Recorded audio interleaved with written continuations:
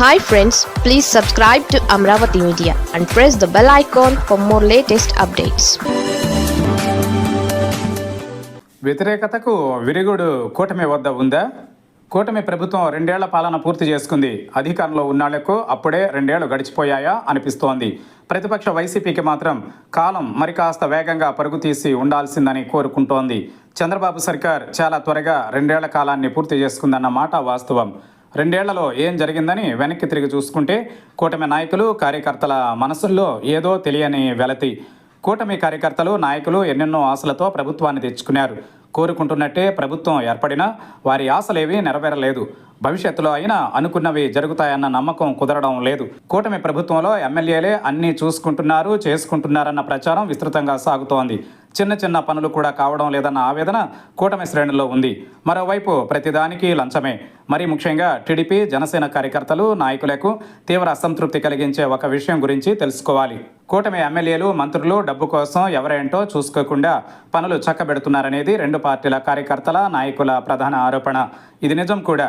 Power అంటే అధికారం కానే కాదు, డబ్బే అని ప్రజాప్రతినిధులు నిరూపిస్తున్నారు. మరెవరికో పనులు చేస్తూ ఎమ్మెల్యేలు మంత్రులు భారీగా దోచుకోవడానికైనా అధికారం తెచ్చిందనే నిరాశ నిస్పృహలో కార్యకర్తలున్నారు. చివరికి చికెన్ సెంటర్ల యజమానుల నుంచి కిలో చికెన్పై 10 రూపాయల చొప్పున ఎమ్మెల్యేలే వసూలు చేసుకుంటున్నారు.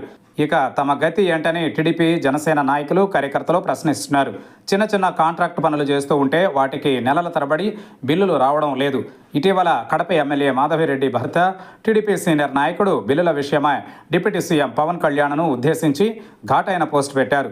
18 నెలలుగా తమ కార్యకర్త బిల్లుల కోసం ఎదురు చూడాల్సి వస్తోందని, అధికారుల చుట్టూ తిరుగుతున్నా పట్టించుకోకపోతే ఎలా అని ఆయన నిలదీశారు. కొంతమంది కాంట్రాక్టర్లు బిల్లుల కోసం రోడ్డెక్కిన సంగతి తెలిసిందే. మరోవైపు పెద్ద మొత్తంలో కమిషన్లు ఇచ్చిన వారికి మాత్రం బిల్లులు అవుతున్నాయనే ప్రచారం లేకపోలేదు. కూటమి ప్రభుత్వంపై వ్యతిరేకత ఉందని ఆ 3 పార్టీల నాయకులు సైతం అంగీకరించే చేదు నిజం. వ్యతిరేకతకు అనేక కారణాలున్నాయి.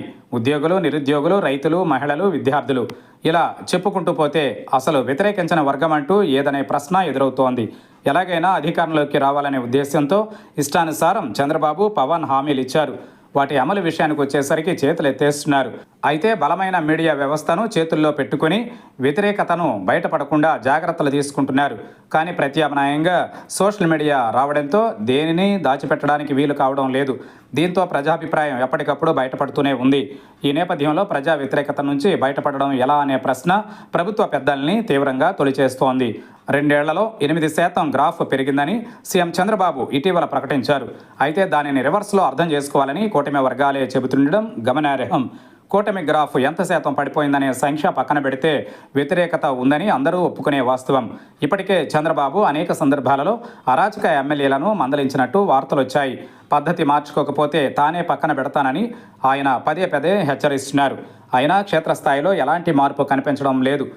ఈ నేపథ్యంలో మరోసారి వైసీపీకి అధికారం అనే మాటనే టీడీపీ జనసేన అధినాయకులు అంగీకరించే పరిస్థితిలో కూడా లేరు. అధికారం శాశ్వతంగా మనదే అనే ఆలోచనలో వారున్నారు. అలా ఉండాలని కోరుకోవడాన్ని ఎవరూ తప్పుపట్టరు. అయితే అందుకు తగ్గట్టు ఏం చేస్తున్నామో ఆలోచించుకోవాల్సిన బాధ్యత వారిపై ఉంది. ప్రభుత్వంపై వ్యతిరేకతను తగ్గించుకునే తక్షణ ఉపాయం కూటమికి అవసరం.